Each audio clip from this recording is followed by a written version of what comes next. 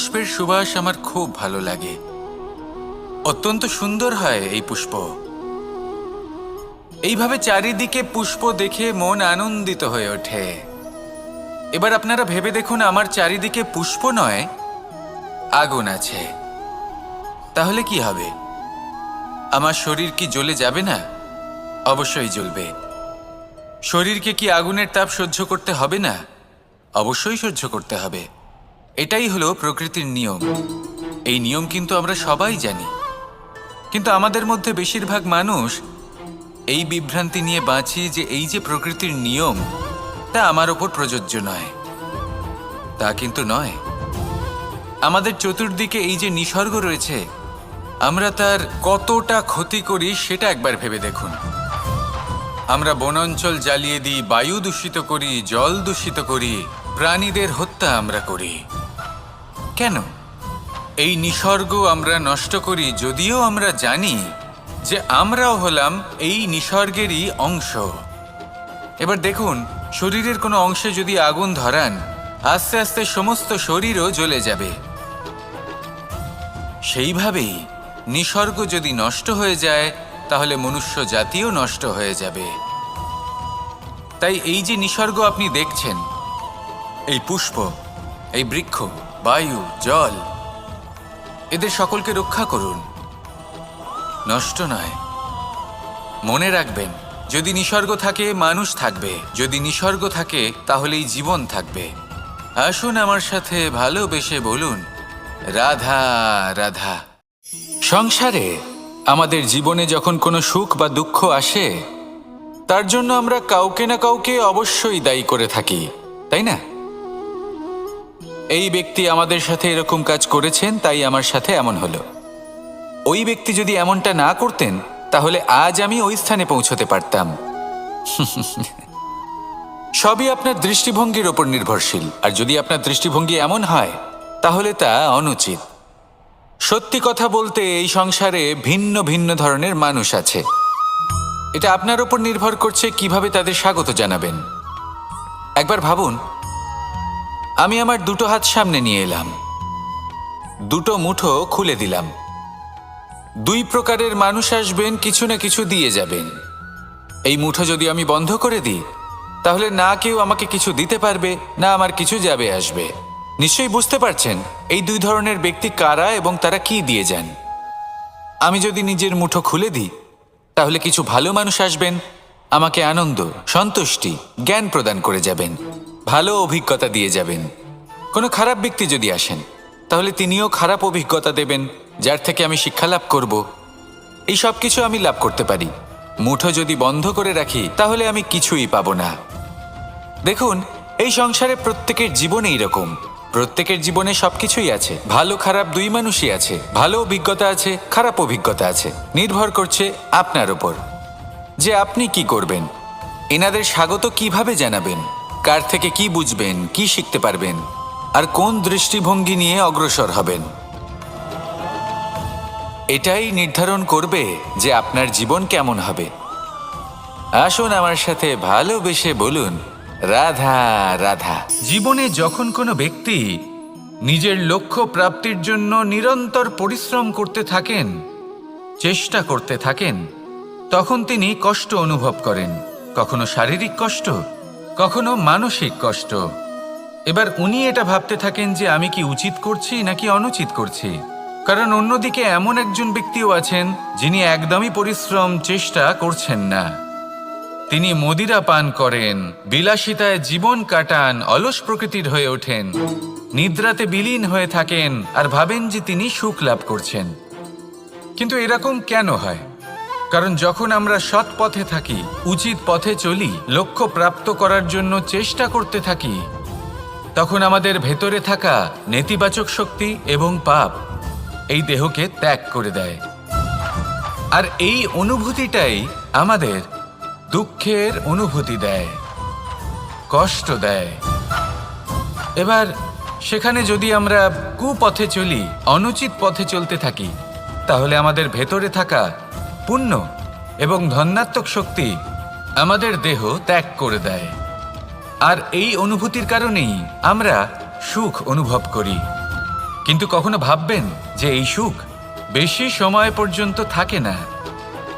সেই জন্য সবসময় মনে রাখবেন, যদি আপনি জানেন যে এটাই আপনার লক্ষ্য, এটাই উচিত পথ, শুভ পথ, তাতে নিরন্তরভাবে এগিয়ে যেতে চেষ্টা করতে থাকুন।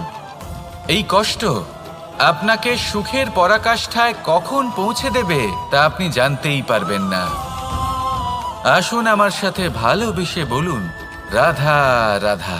প্রত্যেক মানুষ নিজের জীবনে হীরক তথা হিরে এবং দর্পণ এই দুই দেখেছেন। এই দুই হলো সাদা এবং এরা দুজনেই আলোর প্রতিফলন ঘটায় এবং এরা দুজনেই উজ্জ্বল হয়ে ওঠে। আপনি হয়তো মনে মনে ভাবছেন যে এটা কি ধরনের তুলনা করছি। একটা হিরে তো রত্ন, তার মূল্য দর্পণের থেকে অনেক গুণ বেশি। কিন্তু হিরে থাকাতে দর্পণের মূল্য কিন্তু কোনো অংশে কমে যায় না, তাই না? মানুষ যখন হিরে নিজের হাতে নেয় তখন সবার আগে কি খোঁজে? দর্পণ, যাতে তার মধ্যে দিয়ে দেখে সে বুঝতে পারে যে সেই হিরে আদৌ তার শোভাবর্ধন করছে কিনা, তাকে ভালো দেখাচ্ছে কিনা, প্রসাধনের জন্য সেটা ব্যবহার করা ঠিক হবে কিনা। অর্থাৎ হীরের উপস্থিতিতে দর্পণের গুরুত্ব কম হলো না, দর্পণের কারণে হীরের মূল্য বোঝা গেল। আমাদের জীবনেও ঠিক এরকমই ঘটে। আপনারা যদি সংসারে নিজের আশেপাশে দেখেন, এমন অনেক মানুষ দেখতে পাবেন যারা নিজেদের ক্ষেত্রে মহান স্থানে পৌঁছেছেন, নিপুণ এবং শ্রেষ্ঠ হয়েছেন। আর তাদের মধ্যে আপনার নিজের মনে হয় যেন আপনি হলেন দর্পণ। নিজেকে ছোট মনে করবেন না। আপনার মূল্য কম হচ্ছে না, আপনার নিজস্ব মূল্য আছে। আর যদি আপনার অস্তিত্ব না থাকে তাহলে ওনাদের অস্তিত্বের মূল্য সংসার বুঝতেই পারবে না। জীবনে সবসময় চেষ্টা করবেন যাতে আপনি আরো বেশি শ্রেষ্ঠ হয়ে উঠতে পারেন। আপনি নিজে যে স্থানে আছেন সেটাকে ছোট মনে করবেন না, তারও নিজস্ব একটা মূল্য আছে। যদি আপনি হিরে হয়ে থাকেন তাহলে অহংকার করবেন না, যদি আপনি দর্পণ হয়ে থাকেন তাহলে নিজেকে ছোট মনে করবেন না। আসুন আর আমার সাথে ভালোবেসে বলুন, রাধা রাধা। মানুষ জন্মগ্রহণ করে, তার সাথে ভয়েরও জন্ম হয়। ছোটবেলা থেকেই আমাদের মনে কোনো না কোনো প্রকারের ভয় থেকেই যায়। কেউ এই বিষয়ে ভয় পায় যে তার কোনো বস্তু তার থেকে দূরে চলে যাবে, কেউ এই বিষয়ে ভয় পায় যে আমি নিজেকে হারিয়ে ফেলব, কেউ এই ভেবে ভয় পায় যে আমার প্রিয়জনেরা তারা যেন আমার থেকে দূরে না চলে যায়, কেউ এই ভেবে ভয় পায় যে আমরা যেন পথ না হারিয়ে ফেলি, আদি ইত্যাদি। কিন্তু সত্যি কথা বলতে ভেবে দেখুন, এই ভয় বাস্তবে কি? শুধুই একটা মনস্থিতি, আর কিছুই নয়।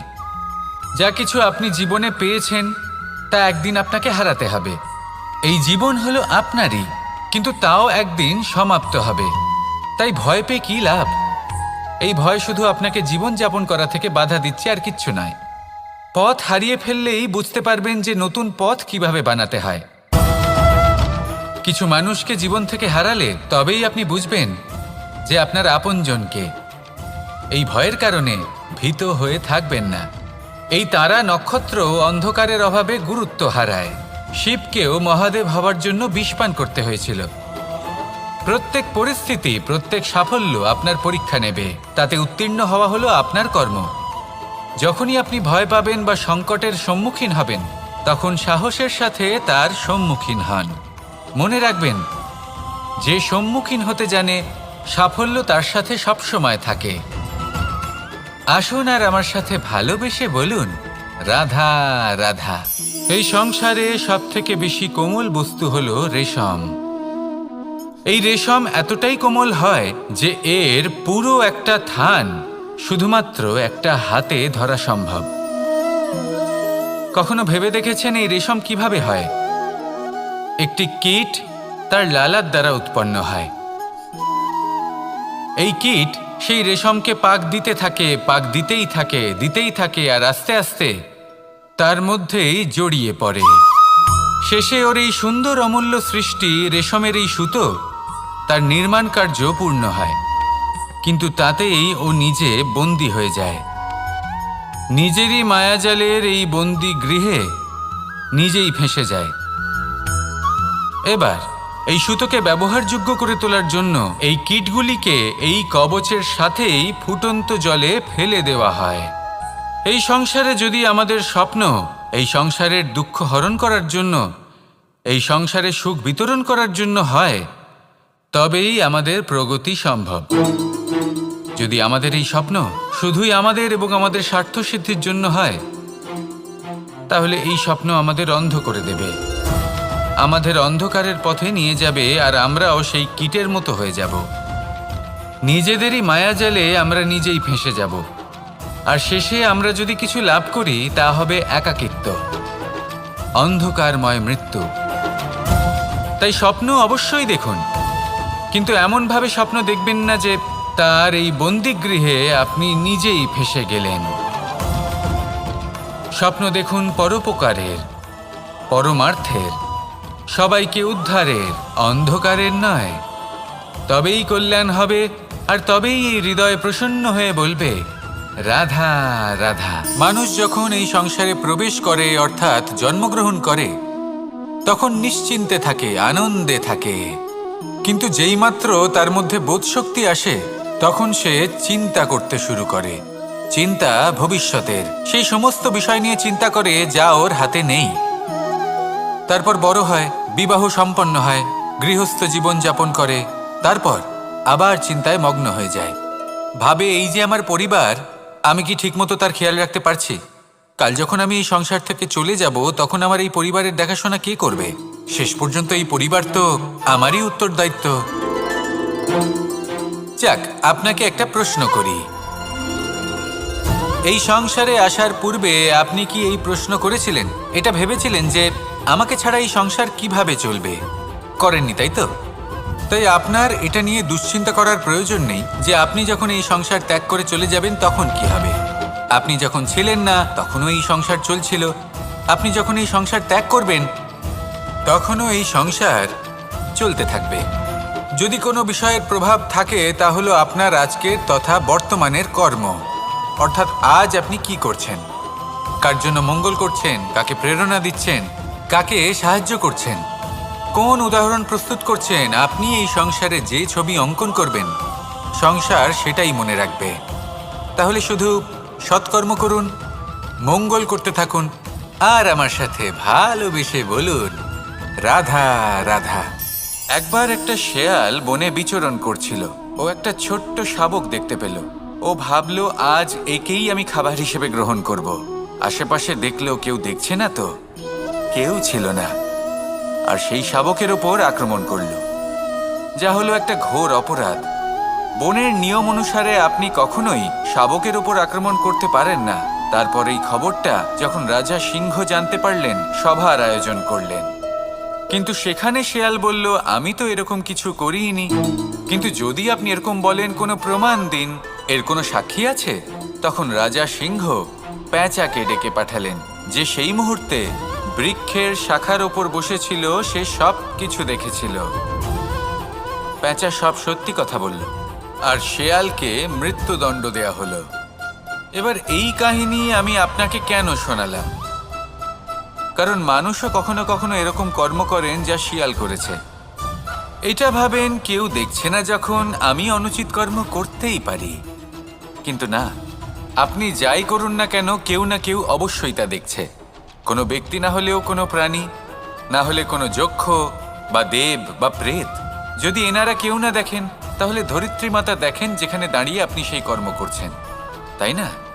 তাই একটা কথা সবসময় মনে রাখবেন, কে দেখছেন কে দেখছেন না সেই বিষয়ে ভাবা ছেড়ে দিন। এটা খুব সহজ কথা। আপনি যদি উচিত কর্ম করেন, উচিত ফল পাবেন। যদি অনুচিত কর্ম করেন, তাহলে আপনি অনুচিত ফল অবশ্যই পাবেন। সেই জন্য উচিত পথে চলতে থাকুন, উচিত কর্ম করতে থাকুন, আর আমার সাথে ভালোবেসে বলুন, রাধা রাধা। সুখ, দুঃখ এবং শক্তি, এই তিন হলো এই সংসারের ত্রিদেবের মতো। আমাদের জীবনে যা কিছু ঘটছে এই তিনটির ভিত্তির উপরেই হচ্ছে।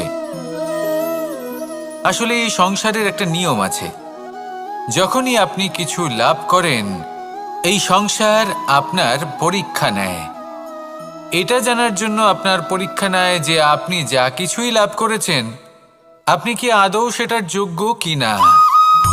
ঠিক সেইভাবেই এই সুখ, দুঃখ এবং শক্তি আপনার পরীক্ষা নিয়ে থাকে। যখন সুখ আসে তখন সে আপনার পরীক্ষা নেয় যে আপনার মধ্যে অহংবোধ জাগ্রত হয়নি তো। যদি অহংবোধ চলে আসে তাহলে সুখ সেখানেই সঙ্গ ত্যাগ করে। দুঃখ আপনার ধৈর্যের পরীক্ষা নিতে থাকে, আর যদি আপনার মধ্যে ধৈর্য না থাকে তাহলে এটা আপনাকে আরো বেশি দুঃখের গভীর অন্ধকারে ঠেলে দেবে। সেখানে শক্তি পরীক্ষা নেয় আপনার বিনম্রতার। যদি আপনি বিনম্র না হন তাহলে হয় এই শক্তি আপনার সঙ্গ ত্যাগ করবে, নয় এই শক্তি বিনম্রতার অভাবে আপনার পতনের কারণ হতে পারে। এই সংসারে যে কোনো ব্যক্তি যিনি এই পরীক্ষায় উত্তীর্ণ হয়ে থাকেন, এই জীবনে তিনি সাফল্য লাভ করেন। আসুন আমার সাথে ভালোবেসে বলুন, রাধা রাধা। আমি মনুষ্যরূপে জন্ম নিয়েছি এবং সমস্ত কর্ম এই রূপেই করেছি, কিন্তু আশ্চর্যের বিষয় হলো যে আজও মানুষ আসেন এবং হাত জোড় করে প্রার্থনা করেন যেন আমি ওনাদের সহায়তা করি। আপনাদের একটা কথা বলতে চাই, আমি সকলকে সাহায্য করতে পারবো না, কিন্তু আমি শিক্ষা অবশ্যই দিতে পারবো, জ্ঞান প্রদান করতে পারবো। এমন কিছু জ্ঞান যার ভিত্তিতে মানুষ যা চাইবেন তাই লাভ করতে পারবেন যদি সঠিক কর্ম করতে থাকেন। যখন কংসের অসুররা গোকুলে ধ্বংসলীলা চালাচ্ছিলেন তখন আমি কারোর থেকে সাহায্য চাইনি। আমি দাঁড়িয়েছিলাম এবং আমি তার বিরোধিতা করেছিলাম। সবাই বলেন যে আমি ছোট্ট একটা আঙুলে গোবর্ধন পর্বত তুলেছিলাম, কিন্তু আমি কি ওখানে একা ছিলাম? কখনোই নয়।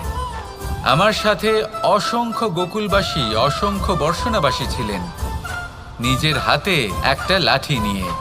ওনাদের মনোবল, ওনাদের আশীর্বাদ আমার সাথে ছিল। মহাভারতে আমি শুধুই শিক্ষক ছিলাম, আমি শুধুই শিক্ষা দিয়েছি। লক্ষ্য সাধন করেছে অর্জুনই, যুদ্ধ করেছে অর্জুনই এবং জয়ীও হয়েছে অর্জুনই। আমি শুধুই শিক্ষা দিতে পারি। অবশেষে আপনাকে শুধু এটুকুই বুঝতে হবে যে ঈশ্বর সবকিছু করতে পারেন না, করতে হবে আপনাকে। ঈশ্বর আপনাকে আশীর্বাদ করতে পারেন যে কাজ আপনি মন থেকে করবেন সেটা অবশ্যই পূরণ হবে। সেই জন্য নিজের লক্ষ্যের পথে এগোতে থাকুন। চেতনা, বিবেক এবং পরিশ্রমের দ্বারা আপনার যা যা স্বপ্ন আছে, যা লক্ষ্য আছে, আপনি অবশ্যই লাভ করবেন।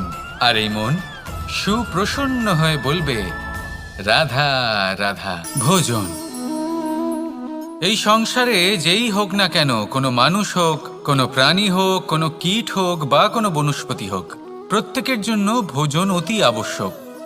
কারণ ভোজন থেকেই শক্তি পাওয়া যায়, আর সেই শক্তি দিয়েই সংসারের, আমাদের জীবনের সমস্ত কার্য করা যায়। এবার এমন এক ধরনের শক্তি হয় যা শীতের ঋতুতে সূর্য থেকে আমরা পেয়ে থাকি, আর আরেক ধরনের উত্তাপ হয় যা দিয়ে ভোজন রান্না করা হয়, সুস্বাদু নানান ধরনের ভোজন। এবার অত্যন্ত গুরুত্বপূর্ণ হলো যে ব্যক্তি সেই ভোজন বানাচ্ছেন তার মানসিক পরিস্থিতি এবং সেই ব্যক্তি যিনি ভোজন গ্রহণ করছেন তার মানসিক অবস্থা। যখনই আপনি ভোজন বানাচ্ছেন তখন ভালোবাসার সাথে কাজটা করুন, ধন্যাত্মক ভাব নিয়ে, সৎ ভাবনার সাথে। কারণ আপনার এই মানসিক স্থিতি শক্তির আকারে সেই খাদ্যের সাথে মিলেমিশে যায়। আর যখনই আপনি ভোজন গ্রহণ করছেন তখন সদ্ভাবনার সাথে, প্রসন্নতার সাথে গ্রহণ করুন, ধন্যাত্মক ভাব নিয়ে। যদি আপনি প্রসন্নতার সাথে রান্না করেন, প্রসন্নতার সাথে খাদ্য গ্রহণ করেন, তাহলে আপনি প্রসন্নই থাকবেন। আর মন সুপ্রসন্ন হয়েই বলবে, রাধা রাধা। দীপাবলি আমাদের সবথেকে বড় উৎসব। শ্রীরাম রাবণকে পরাস্ত করে 14 বছরের বনবাস কাটিয়ে আবার অযোধ্যায় ফিরে এলেন অমাবস্যার রাত্রে। অযোধ্যায় সবাই খুব প্রসন্ন ছিলেন, খুবই উৎসাহিত ছিলেন। অযোধ্যায় সহস্র প্রদীপ প্রজ্বলিত করা হয়েছিল এই উৎসবে। একে আমরা দীপাবলি বলে থাকি। এবার এই বিষয়ে আমরা সকলে জানি। আপনি কি এটা জানেন যে শ্রীরাম বাস্তবে অমাবস্যার এক রাত আগেই অযোধ্যায় পৌঁছে গেছিলেন? সবার সামনে অমাবস্যার রাতে এসেছিলেন। এর কারণ কি? শ্রীরাম প্রমাণ করতে চেয়েছিলেন যে যে কোনো সময়, দিন হোক বা রাত, শুভ বা অশুভ হয় না। শুভ অশুভ কিছু থাকলে তা হলো মানুষের চিন্তা, তার ভাবনা, তার নির্বাচন আর তার কর্ম। নিজেই দেখে নিন, শ্রীরাম শুভ কাজ করে ফিরেছিলেন এবং অমাবস্যার মতো গভীর এক রাত্রিকেও দীপাবলিতে পরিবর্তিত করেছিলেন। এমনটাই যদি আমরা করতে পারি, তাহলে এমন কোনো গৃহে যান যেখানে অসহায় ব্যক্তি রয়েছেন, যা অন্ধকারাচ্ছন্ন, আর সেখানে প্রকাশ প্রজ্বলিত করুন। প্রকাশ সহায়তার, প্রেরণার, আশার। যদি এমন কিছু আমরা করতে পারি, তাহলে তাকে প্রকৃত অর্থে দীপাবলি বলা যেতে পারে। তাহলে নিজের পরিবারের সাথে দীপাবলি পালন করুন। আপনাদের শুভেচ্ছা জানাই। আসুন আর আমার সাথে ভালোবেসে বলুন, রাধা রাধা। এই শুকনো পাতাটিকে দেখুন, নিষ্প্রাণ হয়ে পড়েছে। কোনো একটা সময় এই পাতাটি একটা গাছের ডালে ছিল। সেই গাছ ওর লালন পালন করত।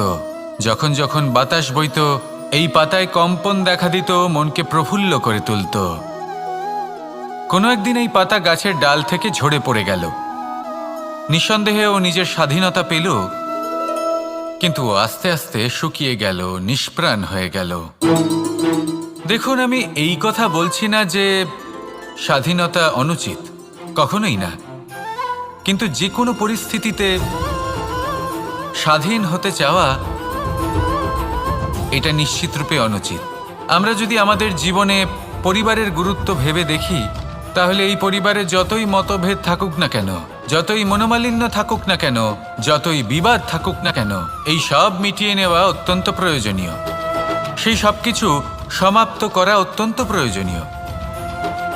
কখনো এই পরিবারকে ভাঙতে দেবেন না, কখনো এই পরিবার থেকে দূরে চলে যাবেন না। এই পরিবার হলো আমাদের জীবনের একটা অমূল্য সম্পদ, অমূল্য এক আশ্রয়, যা এই সংসারে হয়তো কোথাও আপনি পাবেন না। তাই একে আগলে রাখুন। ভেবে নিন, আপনি পাতা আর আপনার পরিবার সেই গাছ। আসুন আমার সাথে ভালোবেসে বলুন, রাধা রাধা। পরিস্থিতি কখনো এটা ভালো থাকে, আবার কখনো মন্দ হয়ে যায়। কখনো এই পরিস্থিতি আমাদের পক্ষে থাকে, আর কখনো এই পরিস্থিতি অনুযায়ী আমাদের চলতে হয়। কোনো বিকল্প থাকে না। কিন্তু যখনই এই পরিস্থিতি খারাপ হয়ে যায়, তখন কি করা উচিত সেই প্রশ্ন মনে জেগে ওঠে। পরিস্থিতি যখন প্রতিকূল হয়, তখন আমরা কিছু হারালে তা হারিয়ে ফেলি, ঠিক আছে, কিন্তু যা বাকি আছে সেটা আমরা আগলে রাখতে পারি। পরিস্থিতিকে সামলে রাখার চেষ্টা আমরা অবশ্যই করতে পারি, শুধু সেটুকুই আমাদের হাতে রয়েছে। কিন্তু এর থেকেও বড় সমস্যা আছে, অহংকার। কখন প্রবেশ করে আমরা জানতেও পারি না। এই অহংকার আপনাকে বুঝতেও দেবে না যে আপনি সত্যি কিছু হারিয়েছেন। আপনার কিছুই যাবে আসবে না। দেখতে গেলে আকাশের সূর্য নিজের প্রকাশ হারিয়ে ফেলে যখন অন্ধকার ঘনিয়ে আসে। তাহলে আমরা কে হই? ওনার সামনে তো কিছুই নই। এই অহংকার আমাদের দমন করতেই হবে। এটা বিশ্বাস করতে হবে যে এই সমগ্র সৃষ্টিতে আমরা শুধুমাত্র একটা কণা, তার থেকে বেশি আর কিছুই নয়। বিশ্বাস করতে হবে যে আমরা ততটাও বড় নই যে কখনোই কিছুই হারাবো না। এবার যেদিন এই জ্ঞান আপনি আত্মস্থ করে নিজের আচরণ পাল্টাবেন, মনে রাখবেন, সেই দিনই অহংকারকে দমন করতে আপনি পথে অগ্রসর হয়ে পড়েছেন। এই অহংকারকে দমন করুন আর আমার সাথে ভালোবেসে বলুন, রাধা রাধা। তালা অনেক পুরনো একটা আবিষ্কার। যবে থেকে এই সংসারে বহুমূল্য বস্তু নির্মিত হয়েছে, তবে থেকেই এই তালা নির্মাণ হয়েছে। তবে থেকে এর ব্যবহার করা হয়েছে, যাতে উচিত সময় এলে পরে আমরা আমাদের বহুমূল্য জিনিসগুলো সুরক্ষিত রাখতে পারি এবং সময় এলে পরে বের করে সেগুলি ব্যবহার করতে পারি। এবার একটা গুরুত্বপূর্ণ তথ্য আছে যেটা জানা অত্যন্ত গুরুত্বপূর্ণ, এবং সেটা হলো যে একটা তালা নির্মাণের পূর্বে তা খোলার যন্ত্র অর্থাৎ তার চাবিটি নির্মাণ করা হয়, এবং এটাই জীবনের খুব বড় একটা শিক্ষা প্রদান করে যায়। আমাদের জীবনে যখনই কোনো সমস্যা আসে তখন ভয়ভীত হওয়ার কোনো দরকার নেই, কারণ এই প্রকৃতি, এই ঈশ্বর এই সমস্যার সমাধান তথা এর চাবি আগে থেকেই নির্মাণ করে রেখে দিয়েছেন। শুধু দরকার হলো সেই সমস্যার ঊর্ধ্বে উঠে সেই সমাধান খুঁজে বের করা। মানুষ অনেক সময় সমস্যা দেখে ভীত হয়ে পড়েন, চিন্তিত হয়ে পড়েন, নিজের বিবেক হারিয়ে ফেলেন। আপনার শুধু এই মনকে শান্ত করা প্রয়োজন। এই শান্ত মনের সাথে এই সমস্যার নিবারণ খুঁজে নিতে হবে। তাই সমস্যা যতই তীব্র হোক না কেন, ভয় পাওয়ার কোনো প্রয়োজন নেই। পরম শান্ত মনে সমাধান খুঁজে বের করুন।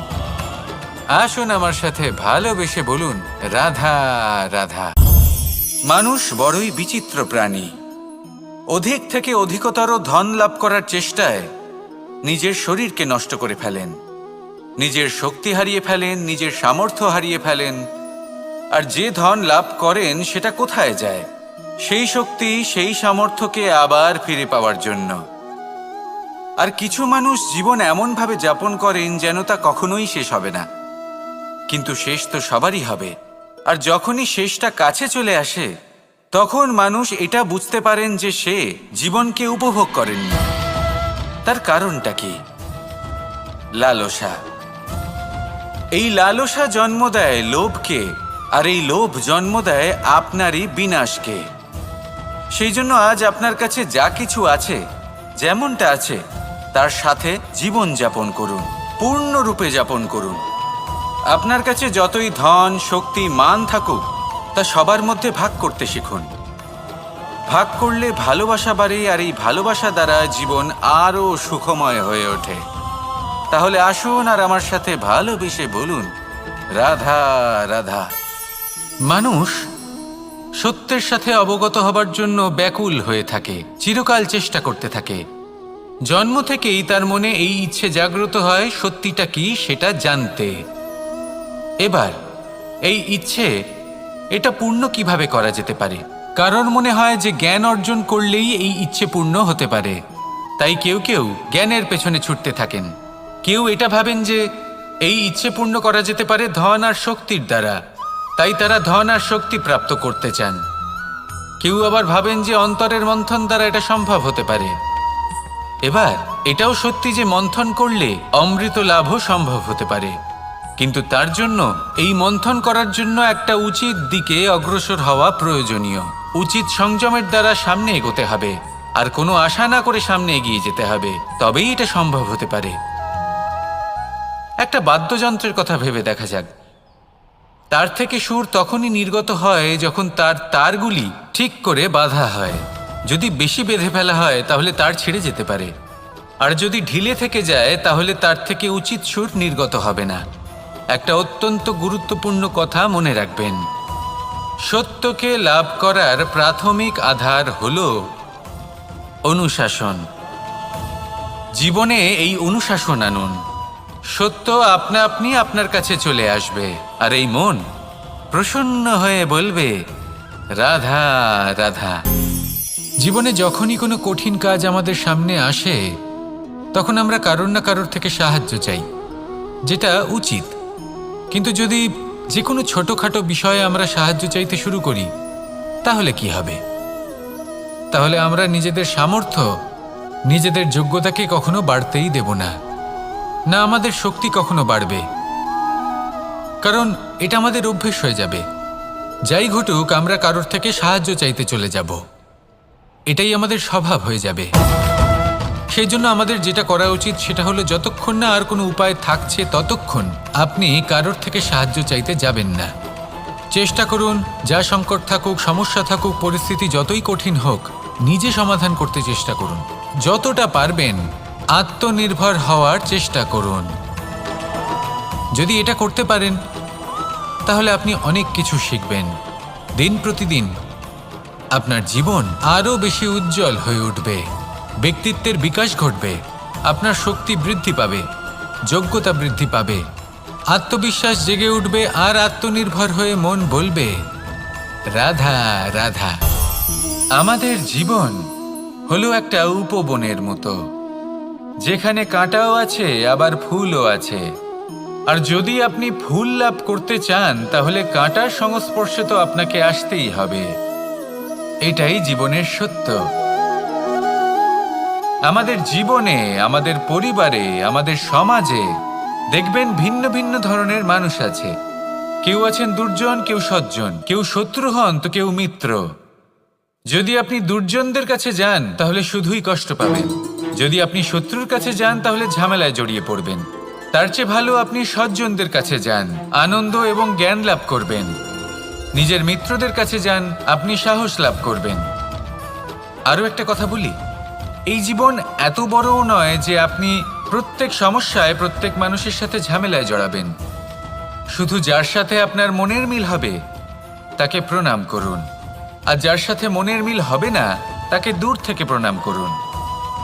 কিন্তু মনের মধ্যে থেকে প্রেমের বোধ কোথাও যেতে দেবেন না, কারণ এই ভালোবাসাই শেষ মুহূর্তে আপনার উচিত পথ প্রদর্শন করবে। তাই এই ভালোবাসাকে মনে জাগ্রত রাখুন, আর এই ভালোবাসার সাথেই বলুন, রাধা রাধা। কোনো এক সময়ের কথা, একজন জেলের একটা ছোট্ট পুত্র ছিল। সে ভাবল যে আমি আমার বাবার মতোই মাছ ধরব। তখন সে একটা লাঠি নিল, তাতে দড়ি বাঁধল, আর সেই দড়ির মুখে যে কাঁটা বেঁধে থাকে তাতে চারা ঝুলিয়ে জলে ফেলল আর বসে থাকল। কিছু সময় পরে জলে একটি তরঙ্গ দেখা গেল। ও বুঝতে পারল খুব বড় একটা মাছ ফাঁদে পড়েছে।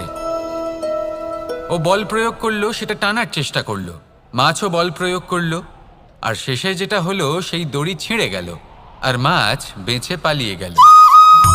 দেখুন, ও অনেক চেষ্টা করলো কিন্তু অসফল হলো।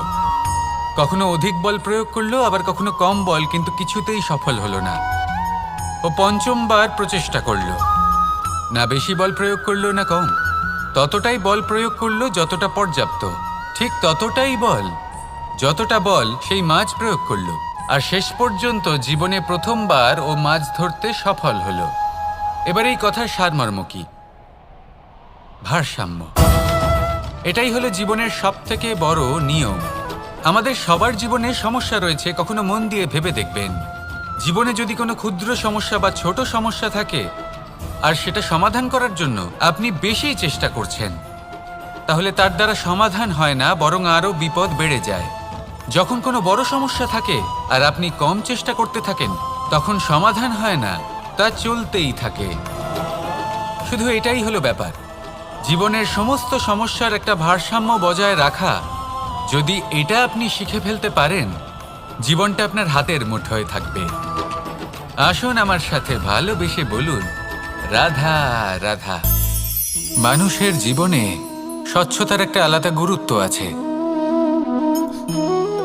যদি আপনি নিজেকে স্বচ্ছ রাখেন তাহলে আপনার নিজেরও ভালো লাগবে, সামনের ব্যক্তিরও ভালো লাগবে, একটা অন্যরকম প্রভাব পড়বে। কিন্তু একজন শ্রেষ্ঠ ব্যক্তি কিভাবে হয়ে ওঠা সম্ভব? যার মধ্যে গুণ আছে, শিক্ষা আছে, শুভ চেতনা আছে, যিনি সৎকর্ম করেন। কিভাবে হব সেই ব্যক্তি যার মধ্যে জ্ঞান আছে? শুধুমাত্র স্বচ্ছ থাকলে তো তা হওয়া সম্ভব নয়। প্রথমে আপনাকে বুঝতে হবে যে মানুষের মধ্যে 4টি মূল তত্ত্ব আছে। প্রথম হলো তার শরীর, যার দ্বারা উনি যে কোনো কর্ম করে থাকেন। দ্বিতীয় তত্ত্ব হলো তার মন, যার দ্বারা কোনো কর্ম করার জন্য সে নিজেকে প্রেরণা দিতে থাকে।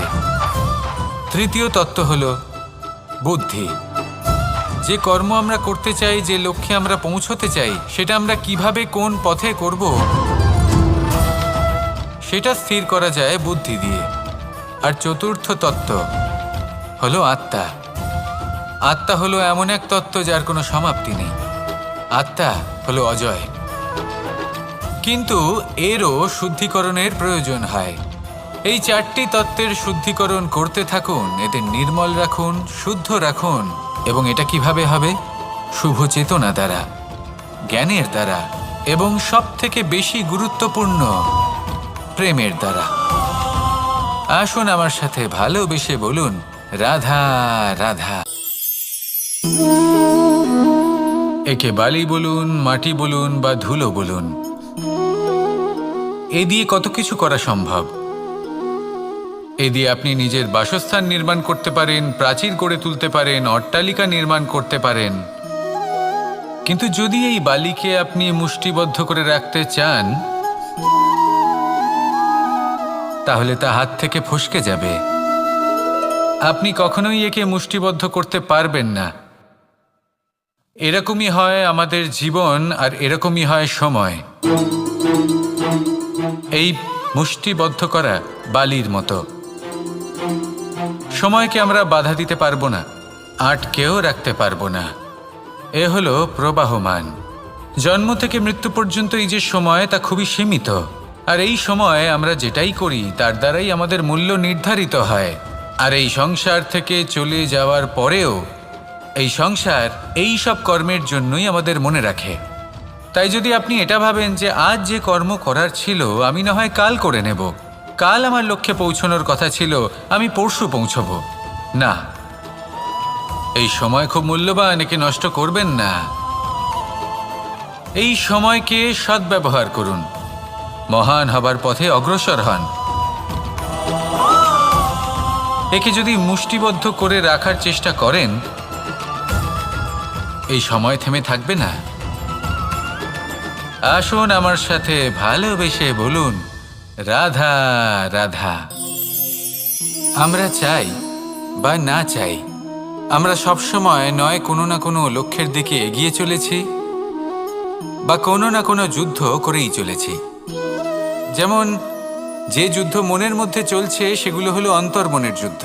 যেমন পরিবার প্রতিপালনের যুদ্ধ, কর্তব্য পালনের যুদ্ধ, কোনো প্রিয়জনকে না হারানোর যুদ্ধ। এসব যুদ্ধ মনের মধ্যে চলে এবং সেদিক থেকে দেখতে গেলে আমরা হলাম এই সংসারের সব থেকে বড় যোদ্ধা, তাই না? কিন্তু এই সব যুদ্ধে যদি আপনি জয়ী হতে চান তাহলে 3টি বিষয় আপনাকে মাথায় রাখতে হবে। প্রথম হলো, সেই ব্যক্তি যিনি এই যুদ্ধে পরাজিত হয়েছেন তাকে নিজের থেকে দূরে করে দেবেন না, বরং আপনি তার কাছে যান, তার সাথে কথা বলুন, কথাবার্তা চালান, আলোচনা করুন, তার থেকে পরামর্শ নিন এবং বুঝতে চেষ্টা করুন উনি কি ভুল করেছিলেন এবং সেই ভুল নিজের জীবনে করবেন না। দ্বিতীয়, সেই ব্যক্তি যিনি এই যুদ্ধে জয়লাভ করেছেন তার অভিজ্ঞতা থেকে শিখুন। তিনি কি কি পদক্ষেপ নিয়েছেন, কিভাবে তিনি প্রারব্ধের গতিপথ বদলে দিয়েছেন, কোথায় বুদ্ধি প্রয়োগ করেছেন আর কোথায় বল প্রয়োগ করেছেন, এই সব কিছু তার থেকে শিখুন। এবং তৃতীয়, আপনার নিজের বিবেক, তার কোনটা উচিত বোধ হচ্ছে, কোনটা অনুচিত বোধ হচ্ছে, সেটা বুঝে নিন। যদি এই 3টি বিষয় আপনি বুঝতে পারেন তাহলে ধরে নিন যে আপনি সাফল্যের পথে অগ্রসর হয়ে চলেছেন। আসুন আমার সাথে ভালোবেসে বলুন, রাধা রাধা। কনক, কি সুন্দর একটা শব্দ। এর অনেকগুলো রূপ রয়েছে, অনেকগুলো অর্থও রয়েছে। প্রথম অর্থ হলো স্বর্ণ, অর্থাৎ সম্পত্তি। দ্বিতীয় অর্থ ধুতুরা, অর্থাৎ গাছের ছোট একটা বীজ যা কিনা অত্যন্ত শক্তিশালী হয়। যদি বেশি মাত্রায় এর প্রয়োগ করা হয় তাহলে এটা বিষময় হয়ে উঠতে পারে। এই হলো সেই ধুতুরা যার প্রয়োগ মহাদেবের পুজোতে করা হয়। এবার প্রশ্ন হলো এটাই যে এই স্বর্ণ এবং এই ধুতুরার মধ্যে মিল কি রয়েছে। মিল হলো এটাই যে এই দুটোই মানুষকে মত্ত করে তোলে। ধুতুরা মানুষকে তখন মত্ত করে যখন তাকে সেবন করা হয়, কিন্তু স্বর্ণ, ধন, সম্পত্তি, মানুষ এটা যতটাই অর্জন করে নেয় সেটাই যথেষ্ট। এই স্বর্ণ মানুষের ভাবনা চিন্তা করার ক্ষমতাকে বশ করে ফেলে। মানুষ সম্পত্তির লোভে মত্ত হয়ে ওঠে, কারণ যে যত চমৎকারী, যতটা অমূল্য হয়, তাকে সামলানো কিন্তু ততটাই কঠিন, তাই না? তাই মনে রাখবেন, ধন, স্বর্ণ, সম্পত্তি এগুলো ধুতুরার থেকেও অনেক বেশি বিষাক্ত হতে পারে। তাই এর ওপর আত্মসংযমের একটা কবচ পরিয়ে রাখবেন এবং বিবেকের শক্তির সাথে এগুলো প্রয়োগ করুন, তবেই কল্যাণ হবে। আসুন আমার সাথে ভালোবেসে বলুন, রাধা রাধা।